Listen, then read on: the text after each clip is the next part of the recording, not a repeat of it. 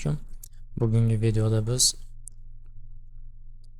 ekrandagi prujinani statik analiz qilamiz.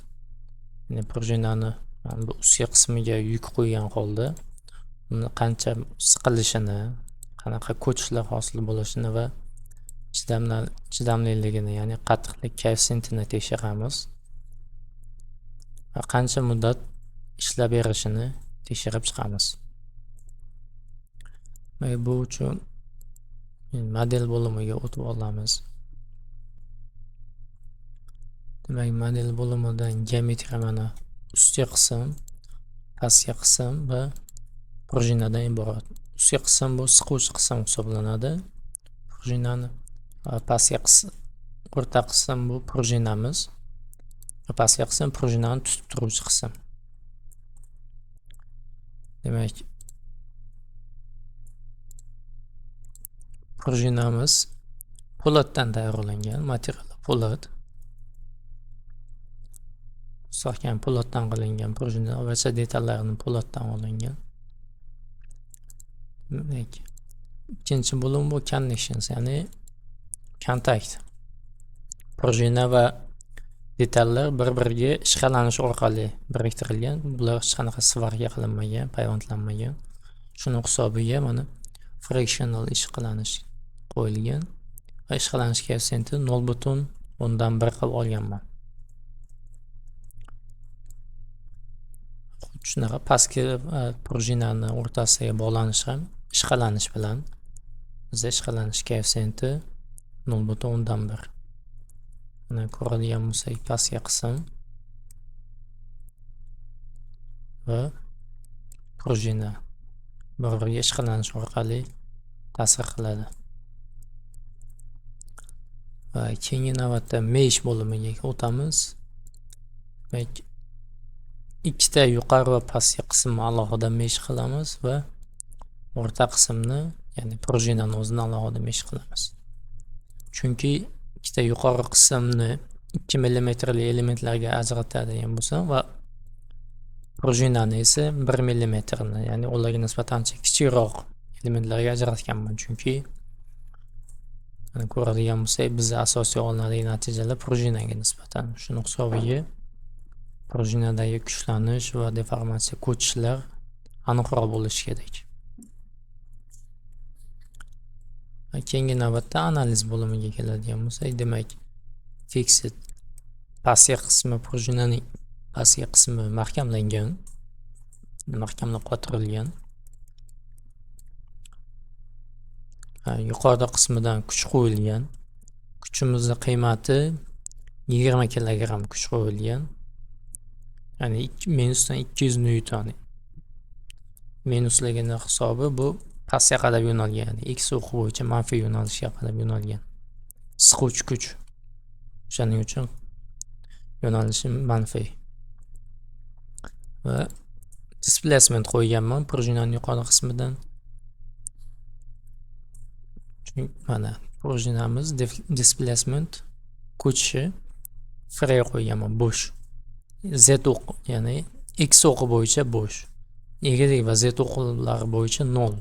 Ya'ni yonga hech qanaqa yonga harakat qilmaydi. Prujinamiz faqat x o'qi bo'yicha cho'zilish va siqilishga ishlaydi. Shuning uchun displacement qo'yganman.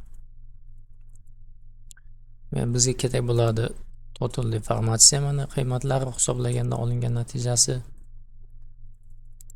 Demak, total deformatsiyamizni ko'radigan bo'lsak, umumiy deformatsiya 2 mm ga ko'chgan pastga. Ya'ni bu umumiy deformatsiyani ko'ryapmiz. Bizga hozir direction, ya'ni x o'qi bo'yicha qanchaga ko'chganini ko'rishimiz uchun bizga directional deformatsiya kerak, ya'ni yo'nalishlik. Uchun deformatsiyadan directional bo'limini tanlayman. Va al bo'dey turadi, hammasi oriental. Mana bizda x o'qi bo'yicha ko'rishimiz kerak. Demak, deformatsiyani x o'qi bo'yicha ko'radigan bo'lsak, mana qiymatlari 0 turibdi. Mana qizil, eng qizil qismi va ko'k qismi manfiydan 2,3 millimetrga ko'chyapti. Nega bunaqa manfiy,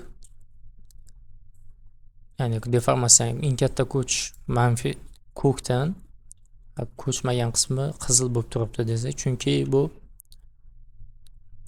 x o'qiga nisbatan yo'nalishi qarama qarshi bo'lgani hisobiga manfiydan olgan. Manfiy qiymat kichik bo'lgani uchun bu ko'k qiymat beryapti. Ya'ni ansizda eng kichik qiymatni ko'k rangda olgani uchun manfiy ko'kda beryapti.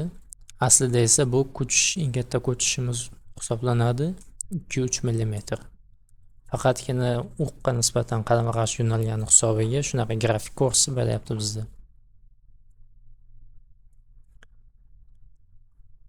Va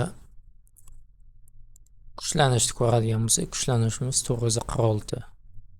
Demak, bu biz tanlagan materiallar, mana po'latnikiga keladigan bo'lsak, po'latniki 960 megapaskal ruxsat etilgani. Bizda esa kuchlanish 946. Bu taxminan sinish darajasiga yetib kelgan bu prujina hozirgi holatda.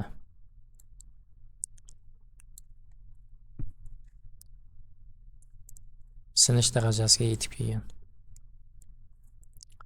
Va buni qanchalik bardoshliligini ko'rish uchun biz qattiqlik koeffitsiyentini ko'rishimiz kerak. Shuning uchun biz buni qattiqlik koeffitsiyenti. Qattiqlik koeffitsiyentining qiymati 0,19. Bu juda xavfli zona, xavfli chegara hisoblanadi. Prujinamiz o'zi sinish chegarasida turibdi. Uni mana shu qattiqlik koeffitsiyentining qiymatidan ham ko'rish mumkin. Va qancha muddat chidab berishi, qancha muddat ishlashini ko'radigan bo'lsak, sikllar sonini ko'rishimiz kerak bo'ladi. Bizda sikllar soni 5000 ta edi, taxminan o'rtacha qiymati. Eng past qiymati 1918 ta. Bu mana bu qismda umumiy prujinaning o'rtacha sikllar qiymati 5000 atrofida. Demak, prujinamizni detalini bitta sikl degani bu bitta kuch qo'yib, u kuchni yana qaytadan olganimiz, bu bitta sikl hisoblanadi. Bir marta kuch ta'sir qildirsak. Demak, bizda bu prujina 5000 marta shunaqa kuch ta'sir qilishiga chidab bera olar ekan. Buni kalkulyatorda hisoblaydigan bo'lsak, taxminan 5000 ta siklimiz bo'lamiz. Bir kunda taxminan 1000 ta yo 1,5 ta siklda hisoblaydi desak, bu taxminan 3,5 kun chidab bera oladi mana shunaqa kuchga. Demak, prujinamiz 20 kilogramm, ya'ni 1200 newton kuch qo'yilganda mana shu holatida 3,5 kun ishlab berar ekan. 3,5 kundan keyin prujinamiz sinib ketadi. Bu prujinani umumiy analiz natijasi, ya'ni analiz tahlillari. Shundan umumiy xulosa chiqaradigan bo'lsak, demak, prujinamiz 20 kilogramm yuk qo'yilganda hozirgi holatida juda katta zo'riqishga duch kelar ekan.